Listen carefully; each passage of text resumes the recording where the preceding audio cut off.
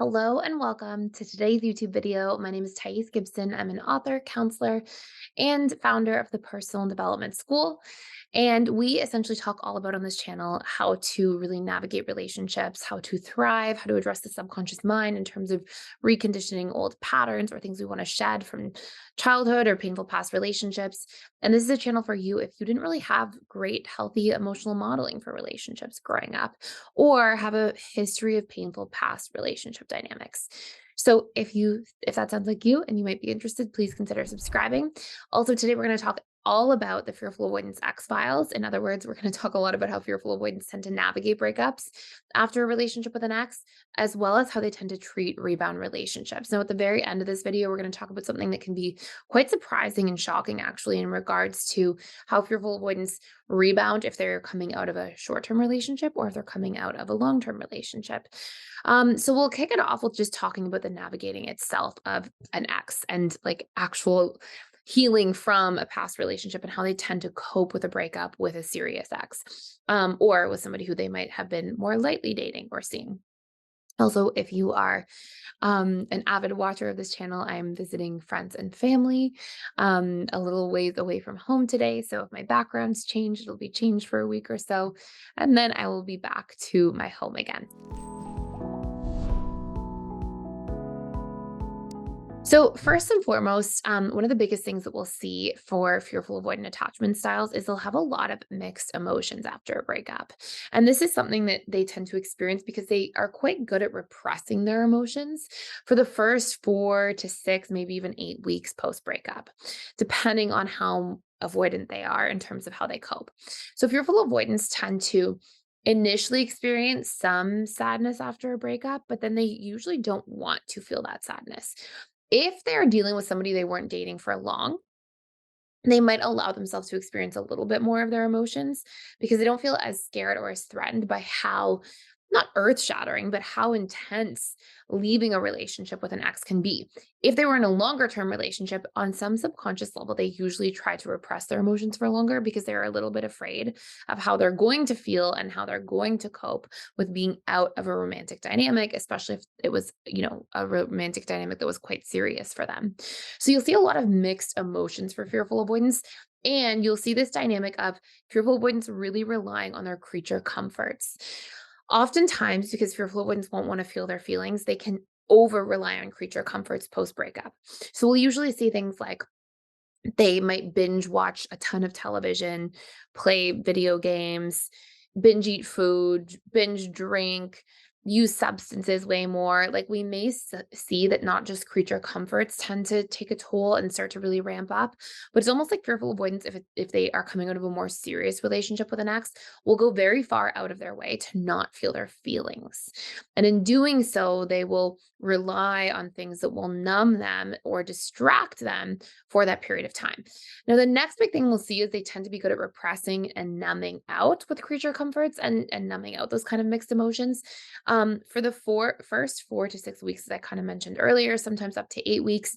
And then usually after that period of time, it's almost like enough time has passed and they're getting more adjusted to being on their own, where they start to allow themselves to actually feel and process more.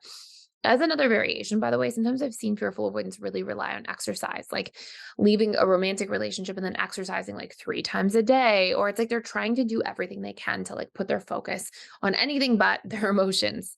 Um, so we'll tend to see, that first 4 to maybe 8 weeks, um, where the fearful one's just like repressing, disconnecting, not feeling, and then we'll start to see some of their more intense emotions come up.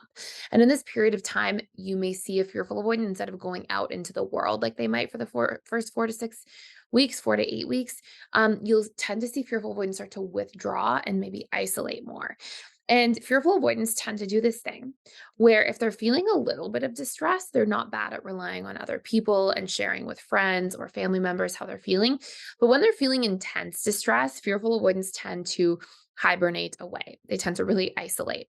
It's almost like fearful avoidants can rely on other people for small things, but the big, real things that they're really feeling, they tend to really struggle with opening up, being vulnerable, and relying on other people to support them or caretake for them. as they're going through these tough or challenging periods. So again, you'll see a slight difference between somebody who's coming out of a short-term relationship that wasn't that serious versus a longer-term relationship. They're more likely to really go into this withdrawal and isolation mode. And this can be a place where they really are heavily ramping up those creature comforts, or they're just trying to, learn what it means to really be on their own. And so this can be a particularly challenging time for a fearful avoidant when navigating a breakup with an ex. And you may see the fearful avoidant in this period of time do things like reach out to the ex kind of indirectly. And sometimes I see as well that people who are the ex of the fearful avoidant may think, oh, they're reaching out to me. It must mean they're thinking of getting back together. And I find that it's not quite so simple. Fearful avoidants may reach out to their ex to see if there's still some kind of connection. But then if somebody were to try to jump back into a relationship with them, I'd often see the fearful avoidant proceed to deactivate or kind of run in the other direction. So it's almost like post breakup, the fearful avoidant kind of sprawls out and kind of reaches out to all these different ways of coping, be it the creature comforts, be it communication with an ex, be it some kind of rebound relationship or dating somebody else. But it tends to be in particular when they start to allow themselves to really be feeling and processing their emotions. So we can call these like sort of high level attempts to reconnect, but I definitely would not say that they are necessarily real attempts to reconnect. In some cases, yes, but I would say generally we're looking at 10 to 20% of the time. And 80% of the time or more that we see fearful avoidance reach back out to an ex, it's not necessarily to reconnect in terms of like getting back into a romantic relationship and being monogamous and actually recommitting, not taking it very seriously. So, important things to pay attention to. So, let's talk about the other part here. So, let's talk about the actual, like, dynamics of how the fearful avoidant then will treat um, the potential for a rebound after dating an ex. And what I tend to see is a few core things. In that first 4 to 8 week mark, sometimes we will see fearful avoidants jump back into rebounds, but they're not committed rebounds. They're like very high level. They might sort of see somebody, date them. It's funny because at the time when the fearful avoidant's having a hard time kind of figuring out where they stand on things, they may actually feel like they really like this person. They might be really interested in this person. But as soon as things actually start to get serious with somebody like this is where you're going to see the fearful avoidant want to kind of run in the opposite direction again. So as the rebound, like if the rebound's ever like, oh, are you interested? Do you want to move things along? Do you want to progress things? This is where you may see the fearful avoidant almost have like a flight response where they flee the scene quite quickly. Because until the fearful avoidant is even sure about where they are, it's very difficult for them to feel into their emotions and to have the bandwidth to really connect to another person in a meaningful way. And fearful avoidants don't like to connect in meaningless ways. They really don't tend to be the type of personalities that are going to, you know, just go for a surface level relationship and be truly interested in committing to that.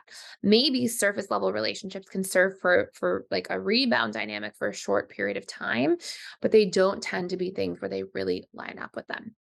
So this is really important to pay attention to. So that's number 1. Number 2, we will often see when it comes to fearful avoidance and rebound relationship dynamics is that they can have these whatever unresolved fears they had from their ex. Okay. So let's say the relationship broke apart as an example because the ex broke their trust. They will tend to project onto the next person that they rebound with those similar ideas. So they will tend to think, okay, because this person broke my trust, you're for sure going to break my trust. Almost as if they are still carrying the past relationship into the present. And funnily enough, in terms of rebound relationships, sometimes I'll see fearful avoidance almost like carry that subconscious comfort zone of depth from past relationships onto the present rebound relationship. So, for example, let's say a fearful avoidant was dating somebody for 2.5 years, they broke up with them, they're getting into this new relationship. And let's say there was a lot of physical affection in that relationship. Fearful avoidance might almost like carry that exact depth of physical affection, like being very touchy feely, holding hands, being very physically affectionate. They might actually carry that degree of physical affection into the current relationship before they even like really feel that physically close to somebody. They may like find themselves, it's almost like their subconscious is just trying to maintain its comfort zone and do what feels familiar to them for so long. And so they may just sort of like carry on the types of patterns of behavior they had in a past relationship into a current present relationship. And that can sometimes cause somebody on the receiving end of that to feel confused. or to misread how serious the fearful avoidant might be in a rebound relationship. And sometimes even like get their hopes up to think that, oh, this person's really deeply interested in me. But we will tend to see that around that 4 week mark, 8 week mark, somewhere in that range, that the fearful avoidant does tend to start sabotaging the present rebound relationship. And that can be particularly true if you're coming out of a longer term relationship, but less true. And you actually may be less likely to sabotage if you're coming out of a shorter term relationship. So, for example, you might have different experiences if you're an FA coming out of a 3 year relationship versus an FA coming out of a 4 month relationship. So, these are important things to keep in mind. We'll also see fearful avoidance sometimes really test the rebound relationships, and they tend to start partaking in these very like hot and cold patterns because the fearful avoidant post breakup with an ex is most hot and cold within the relationship to themselves. They're most like all over the place with what they are feeling. Sometimes they're leaning into their anxious side and feeling afraid of disconnecting from the rebound. Sometimes they're in their avoidant side because they haven't processed their experiences from this past relationship with an ex, and they probably haven't processed what they really want or what they're looking for in this current space. If they've been relying on creature comforts and kind of staying in this like self avoidance, self numbing state ever since the breakup with their ex. Now, last but not least, something that can be quite surprising is that fearful avoidant attachment styles, they tend to often, and this is so unlike fearful avoidance, but it can be the case of how they operate in rebound relationships. They can be extra people pleasing in rebound relationships and sometimes even maybe lead somebody that they're dating on. Now, I say this with like absolute respect to fearful avoidance because it's not fearful avoidance doing this from this like premeditated space where they're like intentionally like, oh, yeah, I'm going to lead this person on and I don't care. That's not the relationship to it. What's often happening though, and it is an important thing to be accountable for if you are an FA and you do see yourself in some of these patterns, because it can obviously really hurt other people. Sometimes FAs in a rebound relationship, they will, especially if it's a longer term relationship they're coming out of, but you'll see this in short term relationship rebounds as well, where the fearful one, when they don't know how they feel, when you don't know how you feel and you're fearful avoidant, often you'll just go into people pleasing. Often you'll just go into, well, I know what that person is feeling because fearful avoidants are so good at being hyper vigilant. And so they will just match that to build rapport. It's not conscious, it's not premeditated, it is subconscious. It's a coping skill that they often adapted from childhood. So what I'll often see is that fearful avoidants will get into this new rebound relationship. And if that rebound person really wants to move quickly, the fearful avoidant might move quickly for a while and just be like, okay. And it's not that they're like sitting there going, oh, I don't want to move quickly, but I'm going to please the person and I'm going to lead them on because I just need a connection. It's not like that at all. It's more as if they're like, I don't know how I feel. I'm just going to go with the flow. This person feels a lot. There must be a good connection here. Like they'll almost just chameleon into that other person's behavior and feelings rather than being able to sort through what they're feeling, sort through what they're looking for, process their feelings, and stop numbing with distractions, including a rebound being a form of distraction, essentially. And by the other token, if a fearful avoidant is rebounding and the person's like, I don't want a relationship at all, the fearful avoidant might be like, good, me neither. And they may or may not want a relationship, right? They may say me neither, but they may not have actually considered what they are looking for in this stage or chapter of their lives longer term. And so this can be a place that they kind of just match the person with them. And then when they do start sorting out their feelings after the fact, well, now we might be in a dynamic where they're sorting through their feelings and they might realize, I said I don't want a relationship, but I actually do in this stage of my life in the next little while. Or I said that I don't want, or I said that I did want something serious, but I actually don't want something serious at all right now. And it may not be until a little bit longer into the rebound relationship that they have the chance to kind of process what they're feeling and what they're needing going forward. So I have some exciting news, which is that we are doing $1,000 off of our lifetime membership sale to the Personal Development School, which means you get access to literally everything at PDS for your entire rest of your life. Essentially, that entails all of our different courses you have lifetime access to.